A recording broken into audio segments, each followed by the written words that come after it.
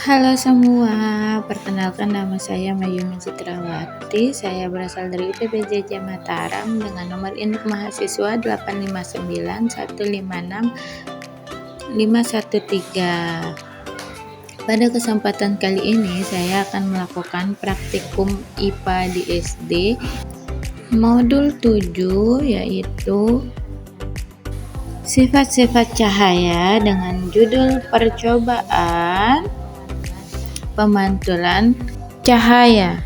Apa itu optik? Optik adalah ilmu yang mempelajari sifat-sifat yang berkaitan dengan cahaya. Cahaya sendiri merupakan bagian dari gelombang elektromagnetik yang memungkinkan kita melihat benda dan keindahan alam.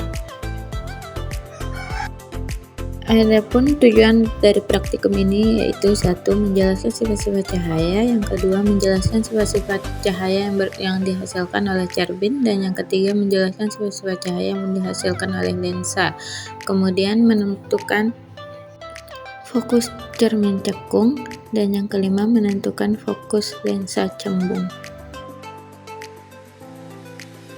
Adapun alat dan bahan yang diperlukan, yang pertama cermin datar, kedua cermin cekung, dan yang ketiga lensa cembung. Lampu atau HP center, yang kelima busur derajat, keenam kertas putih, 7 lilin, yang kedelapan layar atau tabir kertas, dan yang kesembilan adalah celah cahaya.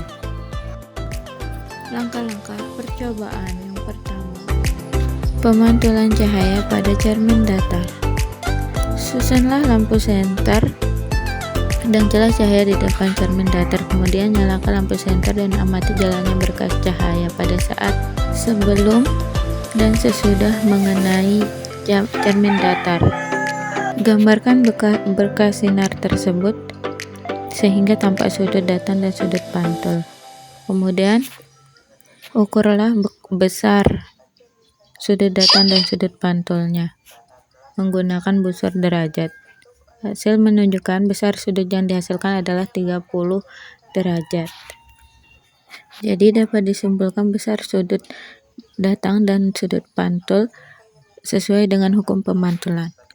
Kemudian nyalakan lilin di depan cermin datar dan amati bayangannya.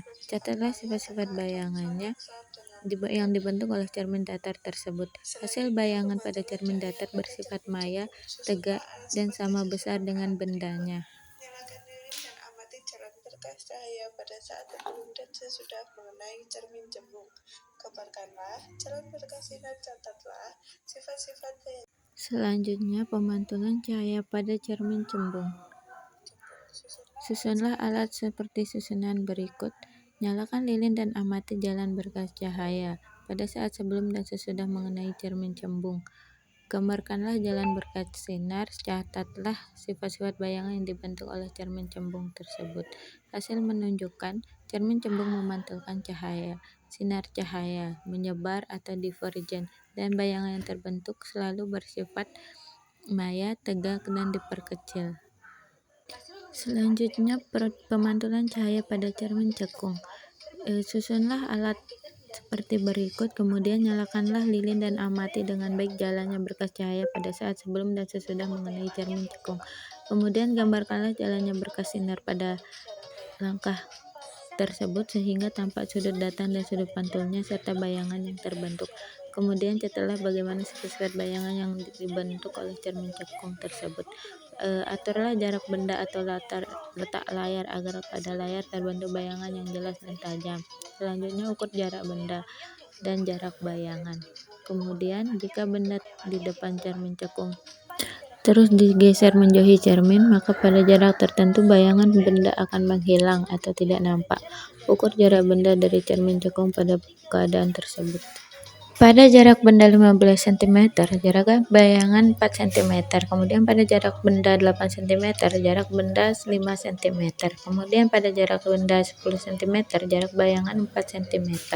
Kemudian pada jarak benda 20 cm, jarak bayangan. Kesimpulannya adalah hasil menunjukkan semakin jauh benda dari cermin cekung, maka akan semakin kecil bayangan yang dihasilkan. Dengan kata lain, jarak benda tersebut sama dengan jarak fokus cermin cekung. Ketika bayangan menghilang, berarti bayangan berada jauh dari titik fokus cermin cekung.